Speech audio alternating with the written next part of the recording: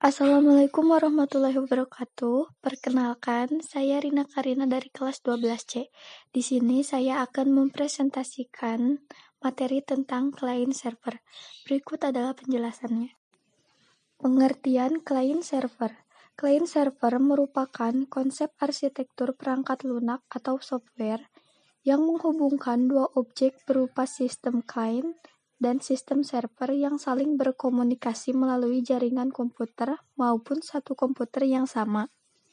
Server akan menyediakan pengolahan, aplikasi data, dan keamanan klien. Fungsi client server. Instrumen yang ada pada client server pada dasarnya memiliki fungsi untuk penghematan bandwidth, serta kinerja yang menggunakan peran server sebagai penyimpanan seluruh data yang digunakan oleh klien. Software klien hanya akan mendapatkan informasi yang diinginkan begitu klien mengakses dengan segera. Saat ini, perlindungan informasi melalui server sudah dapat dienkripsi, sehingga memungkinkan klien mendapatkan data yang aman. Fungsi nyata dari client server adalah seseorang dapat membuat bisnisnya sendiri melalui halaman web yang dibuat sebelumnya, sehingga klien dapat membagikan secara cepat untuk produk atau jasanya kepada user di seluruh dunia.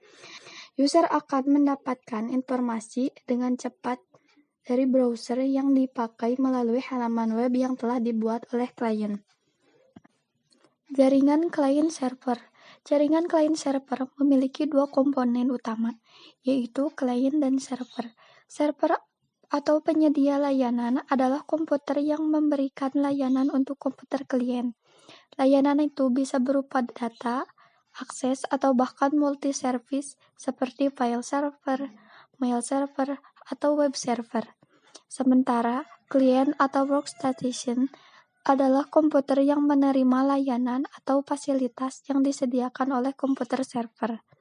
Jadi, intinya jaringan client server adalah jaringan di mana di dalam jaringan tersebut ada satu komputer yang didedikasikan untuk menjadi server, dedicated server, dan komputer lainnya bertindak sebagai klien.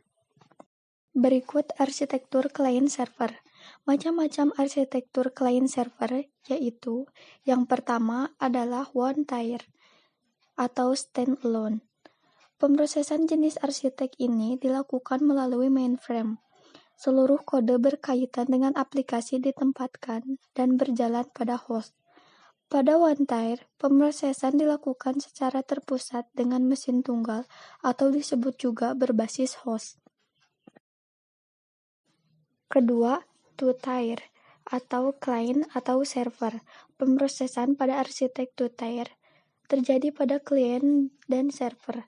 Aplikasi ini menghubungkan satu server ke banyak klien dengan sebuah jaringan.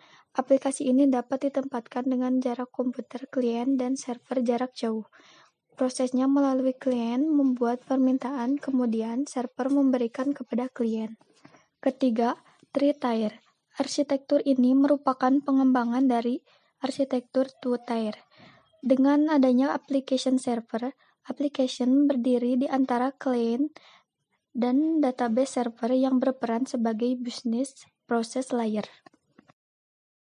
Dan keempat, multi-tier atau n-tier. Metode terakhir yaitu multi-tier yang hampir mirip dengan three-tier. Hanya saja pada metode ini akan dijelaskan mengenai user interface dan data processing. Penambahan business logic server pada metode ini memungkinkan application server dapat terhubung pada application server lainnya. Berikut kekurangan dan kelebihan jaringan client server.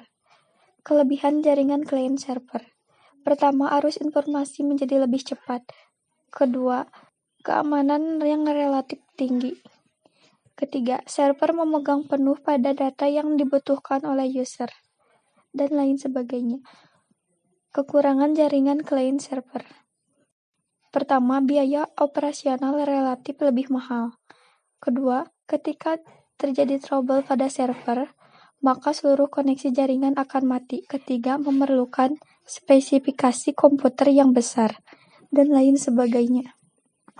Kesimpulannya, dapat disimpulkan bahwa fungsi client server adalah mengatur user interface. kemudian menerima dan memeriksa sintak yang diberikan oleh pengguna, lalu memproses pengaplikasian sehingga menghasilkan database dan menyampaikan ke server. Kemudian, server merespons database sehingga mengirim balik kepada klien dan dapat diakses secara bersamaan. Sekian penjelasan dari saya. Mohon maaf apabila banyak kesalahan. Terima kasih. Wassalamualaikum warahmatullahi wabarakatuh.